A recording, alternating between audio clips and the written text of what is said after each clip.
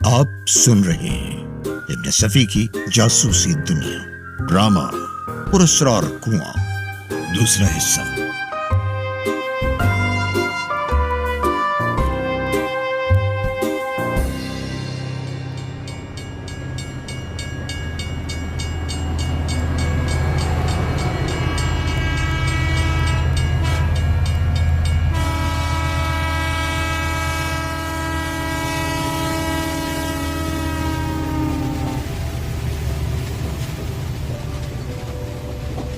ये ट्रेन मुझे शहर पहुंचा देगी। मैंने सुना है कि आजकल फरीदी साहब और उनका असिस्टेंट छुट्टी पर हैं। अगर मैं उनसे दुर्राब नगर आने की इस्तदा करूंगी तो वो इनकार नहीं करेंगे।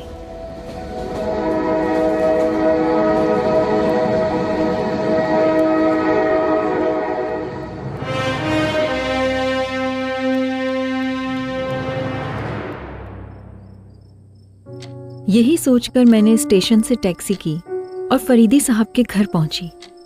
वो घर पर मौजूद नहीं थे।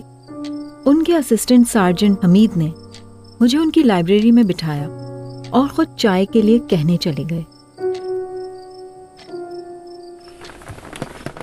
हमीद साहब, आप भी कहीं जा रहे हैं? जरा चाय के लिए कह दूं गजाला साहिबा।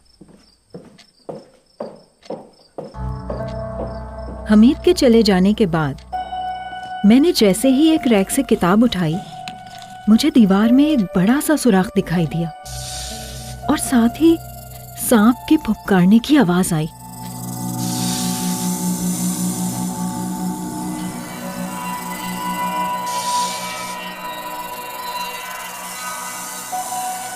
मैंने किताबें हटाकर बेख्तियार अपनी आंखें सुराख से लगा दी। दूसरे कमरे की जमीन पर बिछे हुए कालीन पर हमीद साहब, हमीद साहब! क्या बात है? क्या बात है?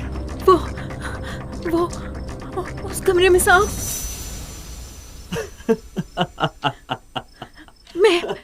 मैं कसम खाकर कहती हूँ, आप खुद देख लीजिए। तो मैं कब कह रहा हूँ कि आप झूठ कह रही हैं? वहाँ एक नहीं सैकड़ों हैं।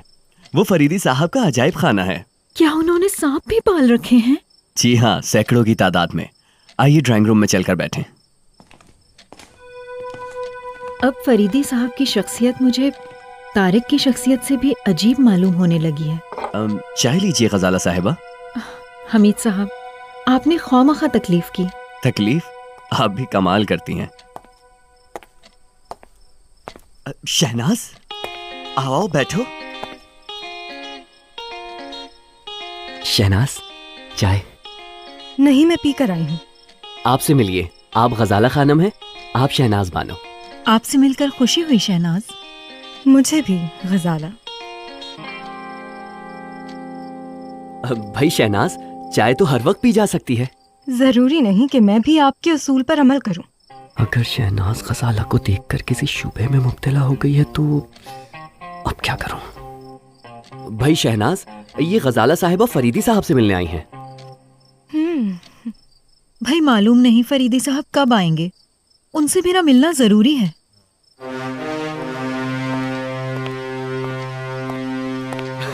लीजिए, फरीदी साहब आ गए। अरे गजाला खानम, खैरियत, कब आई? तकरीबन 1 घंटे से आपका इंतजार कर रही हूँ। स्टेशन से उतरकर सीधी इधर ही आई हूँ। और हमीद साहब आपको महज चाय पर टाल रहे हैं। अरे भाई हमीद, खाने के लिए कहो। बहुत बेहतर फरीदी साहिब। नहीं, मैं खाना नहीं खाऊंगी। अभी मुझे अपने एक अजीज के यहाँ जाना है। अजीज तो मैं भी हूँ। क्या नवाब साहब ने आपको नहीं बताया? बताया था, लेकिन कुछ नहीं। खैर, खा लूंगी, लेकिन पहले वो काम होना चाहिए जिसके लिए मैं आई हूँ। कोई खास परेशानी? जी हाँ। गजाला शहनाज की मौजूदगी में कुछ कहते हुए हिचकिचा रही है।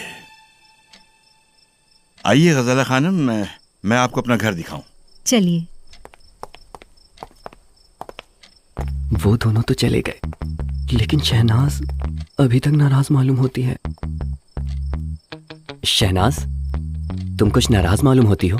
नहीं तो फिर चाय क्यों नहीं पी? वाह, ये अच्छी रही। यकीनन चाय अच्छी है, तुम पीकर तो देखो। छोड़िए, आप तो ख्वामख्वाह जुमलों को तोड़ने मरोड़ने लगते हैं। लेकिन आज तक किसी जुमले ने मुझसे इसकी शिकायत नहीं की। बस अब चल पड़ा चरखा। अच्छा ये बताइए कि आप वादा करने के बावजूद भी कल क्यों नहीं आए? ये फरीदी साहब से पूछो। उनके चक्कर में पड़ने के बाद उससे निकलना मुश्किल होता है। आजकल कौन सा चक्कर?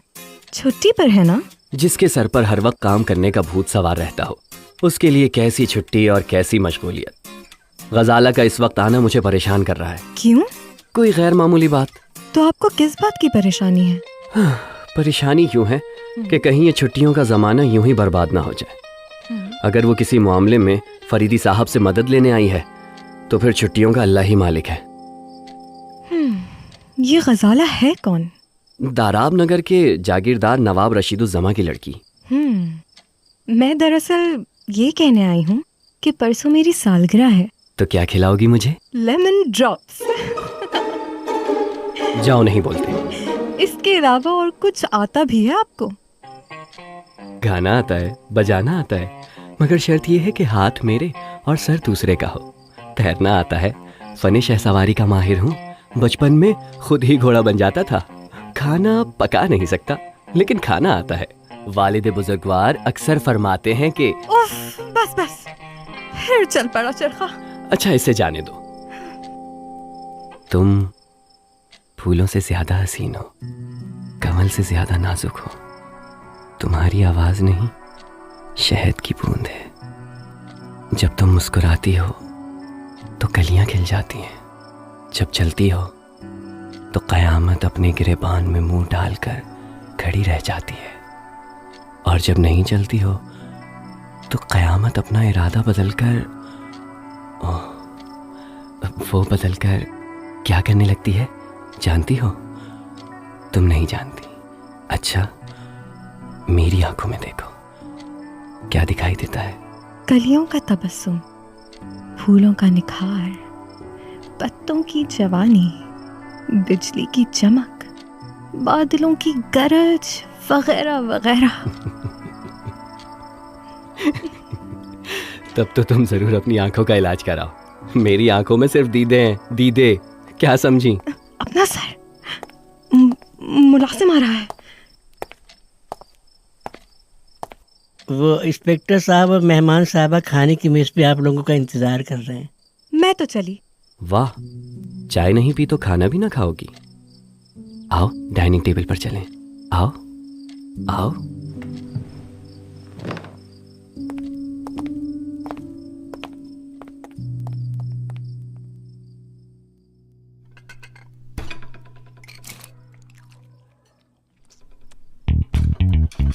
खाने की मेज पर फरीदी साहब को सोच में डूबा हुआ देखकर मेरा माथा ठनक रहा है। उनका इस तरह सोच में डूब जाना खास ही खास मौकों पर दिखाई देता है। कहीं गजाला कोई केस तो नहीं ले आई? अच्छा, तो मैं चलती हूँ। स्टेशन पर 3 बजे आप लोगों का इंतजार करूंगी। बहुत अच्छा। फरीदी साहब, क्या आप लोग कहीं जा रहे हैं? हाँ, एक जरूरी काम है। परसों मेरी सालगिरह है। मैं आप लोगों को मदु करने आई थी। मगर तुमने इस वक्त मदु किया जब मैंने एक दूसरे से वादा कर लिया। पहले क्यों ना बता दिया? मौका ही कहाँ मिल सका। क्यों हमीद साहब? हमीद भी मेरे साथ जा रहे हैं। वापसी कब तक होगी? ये अभी नहीं बता सकता। शहनाज ने मुंह फुला लिया है। अरे, वो उठकर जा रही है। मुझे जाकर उसे रोकना चाहिए। शहनाज, शहनाज, भाई बताओ अब मैं क्या करूं?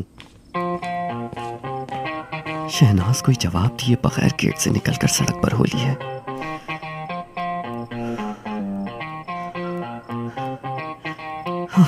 फरीदी साहब, ये भी कोई बात है? मैं जानता हूं जब मैं अंदर वापस जाऊंगा तो मुस्कुरा कर कहेंगे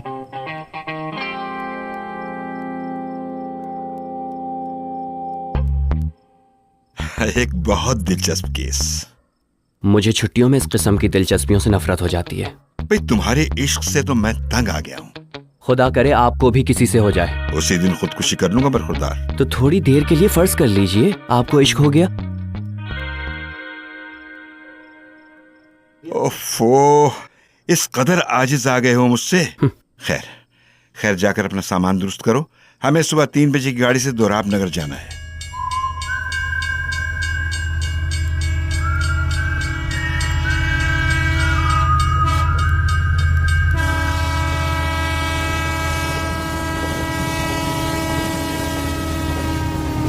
मैं हमीद की फितरत से अच्छी तरह वाकिफ हूँ और ये भी जानता हूँ कि उससे किस तरह काम लिया जा सकता है। काम के मौक़ों पर वो हमेशा ऐसी गुफ्तगू करने लगता है जैसे वो इंतहाई निकम्मा और कामचोर किस्म का आदमी है। लेकिन हकीकतन ऐसा नहीं है। जब वो किसी काम में लग जाता है तो उसे पूरी जिम्मेदारी के साथ अंजाम देता है। इस वक्त ट्रेन के कंपार्टमेंट में भी जब गजाला ने दाराब नगर जाने की असल वजह का तज़किरा छेड़ा है तो हमीद की दिलचस्पी भी बढ़ने लगी है और वो बशाश दिखाई देने लगा है। गजाला साहिबा, मैंने भी ऐसा नेवला आज तक नहीं देखा जैसा आप बता रही हैं कि आपके मेहमान तारिक के पास है। हमीद साहब, देखना तो क्या, किसी ने शायद सोचा भी ना हो। क्यों फरीदी साहब? यकीनन वो एक नायाब चीज़ है और बतेहरी गैर मामूली खुसूसियात का हामिल भी। ब्राज़ील के कदीम बाशिंदे उसे शिकाकी कहते हैं और बहुत अदब से उसका नाम लेते हैं क्योंकि वो उनका एक देवता है। एक ख़ास त्यौहार के मौके पर वो उसकी पूजा करते हैं। यकीनन तारिक को उसे हासिल करने में बड़ी दुश्वारी का सामना करना पड़ा होगा। मेरा ख्याल है कि आप उसके बारे में तारिक से भी ज्यादा जानते हैं। जानवरों के बाद अब आदमी का नंबर आया ही चाहता है। क्या मतलब? घबराइए नहीं, आप बिल्कुल ठीक वक्त पर मेरे पास पहुंची। नवाब साहब पुराने ख्यालात के आदमी हैं, उनका जहन भूतों से आगे नहीं बढ़ सकता। वो क्या जाने कि साइंसी दौर में एक मामूली आदमी भी इस किस्म के मौजज़े दिखा सकता है। खैर, ये तो मैं भी कह सकती हूँ कि ये साइंस का करिश्मा है। अलबत्ता ये ज़रूर यकीन रखती हूँ कि इसमें किसी आदमी का हाथ है जो अपनी पुरस्रार कुव्वतों से काम ले रहा है। गालिबन आपका इशारा तारिक की तरफ है। मैंने कोई जवाब ना दिया। मेरी आंखें नींद के दबाव से बोझल होती जा रही थीं। बाहर से आने वाले ठंडी हवा के झोंके सुबह की आमद का पैगाम दे रहे थे।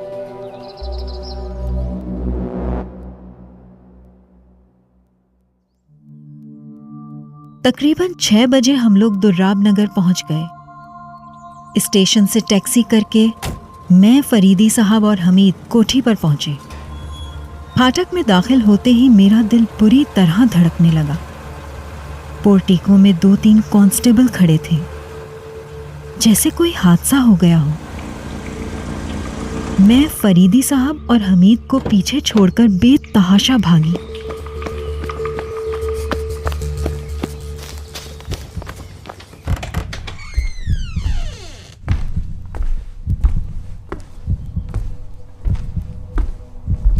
लाइब्रेरी में घर के सारे नौकर इकट्ठा हैं। अब्बा जान और तारिक भी खड़े हैं। तारिक का खौफनाक नेवला उसके कंधे पर है। पुलिस पहुंच चुकी है और खिड़की के करीब एक आदमी की लाश पड़ी है। मैं इसे पहचानती हूँ। ये अब्बा जान का प्राइवेट सेक्रेटरी है। इसकी परवरिश इसी घर में हुई थी। कहत के जमाने में खरीदा गया था। उस वक्त इसकी उम्र 2 साल से ज्यादा ना थी।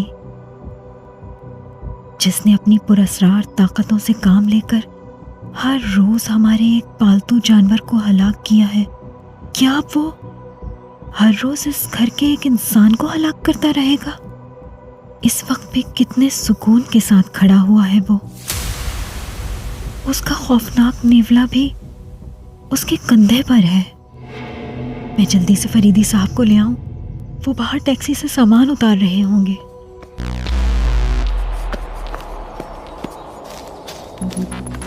वो देखिए फरीदी साहिब, गजाला खानम जिस तरह बेतहाशा भागते हुए कोठी की तरफ गई थी, उसी तरह दौड़ते हुए वापस भी आ रही है। लाश, लाइब्रेरी में लाश। किसकी लाश? अब्बा जान के प्राइवेट सेक्रेटरी की। आखिर वही हुआ जिसका खटका था। चलिए गजाला साहिबा, हमें लाइब्रेरी में ले चलिए। आओ हमीद।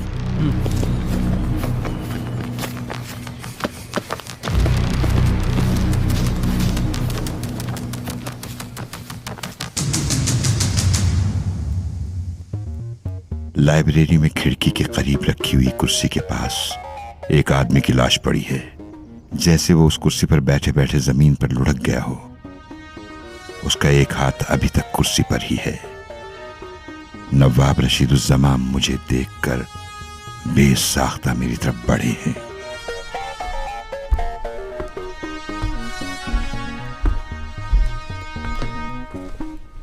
अरे फरीदी मियाँ, भाई ठीक वक्त पर आए हो तुम। ये वाकया कब हुआ? मालूम नहीं, लेकिन सुबह मुझे एक नौकर ने आकर इसकी इत्तला दी। मैं क्या बताऊं, मैं किन मुसीबतों में फंस गया हूं। मुझे गजाला साहिबा की ज़बानी सब कुछ मालूम हो चुका है।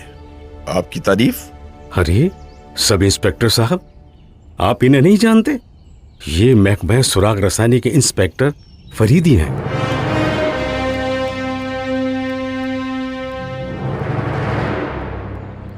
ओह, तब तो फिर हम लोगों की कोई जरूरत ही नहीं रह जाती। आप लोग खामोखा मुझे शर्मिंदा कर रहे हैं। फरीदी साहब, लाश पर कोई जख्म नहीं, कोई निशान नहीं, गर्दन भी हमने बगौर देखी है। समझ में नहीं आता कि मौत कैसे वाक़ई हुई। जरा मैं भी देख लूं? जी जरूर जरूर देखें।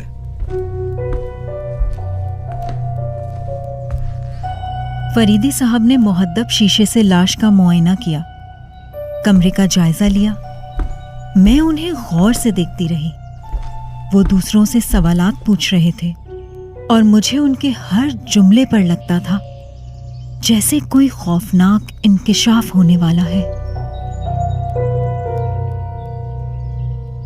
नवाब साहब, क्या ये रात में इधर बैठा करता था?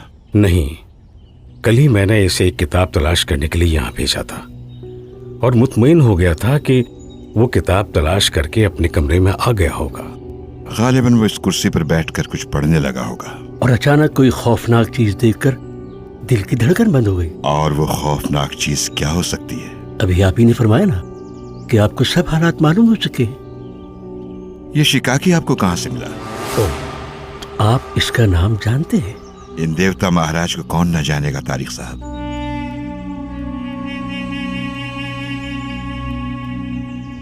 हाँ नवाब साहब, आपका सेक्रेटरी जिस कुर्सी पर बैठा हुआ था, क्या यहाँ रोज रात को कोई बैठा करता है? मैं खुद बिला नागा 2-3 घंटे यहाँ बैठकर पढ़ता हूँ। क्या आप पढ़ते वक्त बार बार पानी पीने के आदी हैं? हाँ, लेकिन तुम्हें ये कैसे मालूम हुआ? अभी बताता हूँ। मेज पर पड़ी हुई ये टोपी मेरी है। क्या आप कल हस्बे दस्तूर यहाँ आए थे? नहीं, कल शाम ही से मेरी तबीयत भारी थी। ठीक। फरीदी साहब, आप बेकार परेशान हो रहे हैं। ये एक खुला हुआ असीबी मामला है। सब इंस्पेक्टर साहब जरा खामोश रहिए। लीजिए, डॉक्टर साहब आ गए। डॉक्टर साहब, आप मुआयना कर सकते हैं। हम लोग देखभाल चुके हैं।